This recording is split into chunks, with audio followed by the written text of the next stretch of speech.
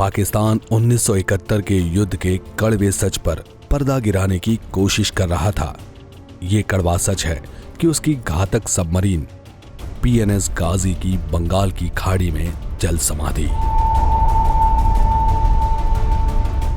INS Vikrant को डुबाने के mission पर भेजी गई पीएनएस गाजी को आईएनएस राजपूत ने समंदर में दफन कर दिया। 1971 के युद्ध में तस्वीर बदलने वाला फैक्टर भारतीय नौसेना का भारी विमान वाहक जहाज आईएनएस विक्रांत होगा, ऐसा पाकिस्तान भली भांति जानता था। इस लड़ाई में विक्रांत को डुबाने के हेतु पाकिस्तान की नेवी ने अपनी सबमरीन पीएनएस गाजी को 1971 में 14 नवंबर से 22 नवंबर के बीच कराची से बंगाल की खाड़ी की ओर रवाना किया था। गाजी सतत 20,000 किलोमीटर की सफर करने की क्षमता रखती थी। भारतीय नौसेना ने सिग्नल इंटरसेप्ट करके जानकारी ले ली थी कि कराची और बंगाल की खाड़ी के बीच कहीं पीएनएस गाजी पहुंच चुकी है। पूर्व पाकिस्तान की समुद्री घेरेबंदी के लिए विशाखापट्टनम से निकल चुके आईएनएस विक्रांत के लिए एक बुरी खबर थी।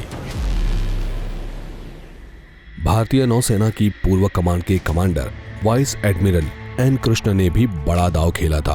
अतः उन्होंने anti submarine warship INS Rajput को विक्रांत होने का नाटक करने के निर्देश दिए। आईएनएस राजपूत से हैवी वायरलेस मैसेज भेजे गए। उसी के साथ मद्रास नेवल बेस को उसकी ओर बड़ा युद्ध जहाज आने का संदेश दिया गया था।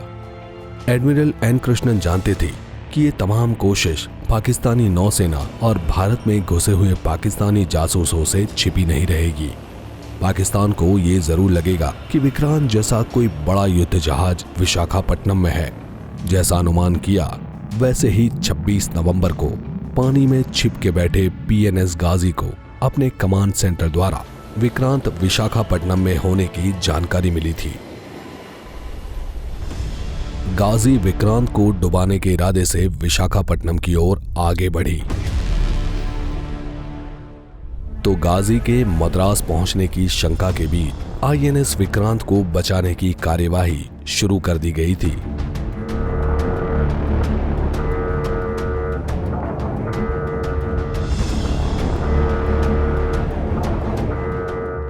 पीएनएस गाजी मूलतः अमेरिका की डायब्लो सबमरीन थी।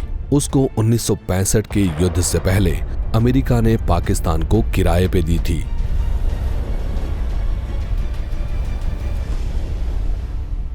उन्नीस में गाजी के कारण भारतीय नौसेना ने कराची पर हमले का प्लान टाल दिया था।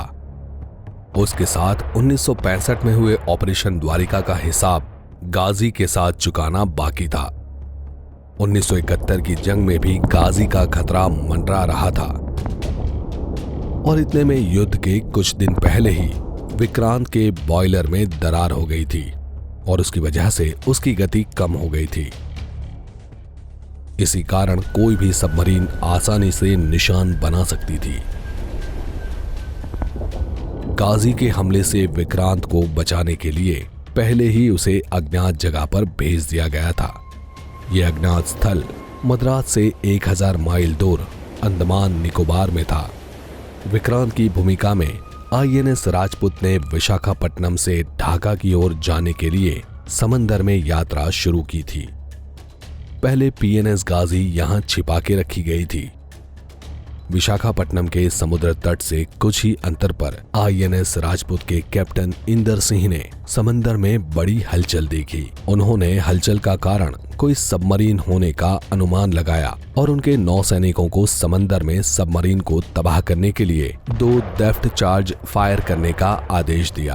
पानी के अंदर डेप्थ चार्ज ने अपना काम तमाम किया और 3 और 4 दिसंबर की बीच की रात को गाजी की समंदर में ही कब्र बन गई थी। अर्पितु निरीक्षण करने के बाद 9 दिसंबर को पीएनएस गाजी की तबाही की घोषणा की गई, जबकि पाकिस्तानी नौसेना अपनी नाकामयाबी को छुपाने के लिए कहती रही कि अंधकार की वजह से गाजी अपनी पोजीशन सेट नहीं कर पाई और समंदर के अंदर तक जाने की भूल कर बैठी और अपने ही विस्फोटकों के साथ टकराई। ये सब आईएनएस राजपूत के आगमन से पहले बन चुका था।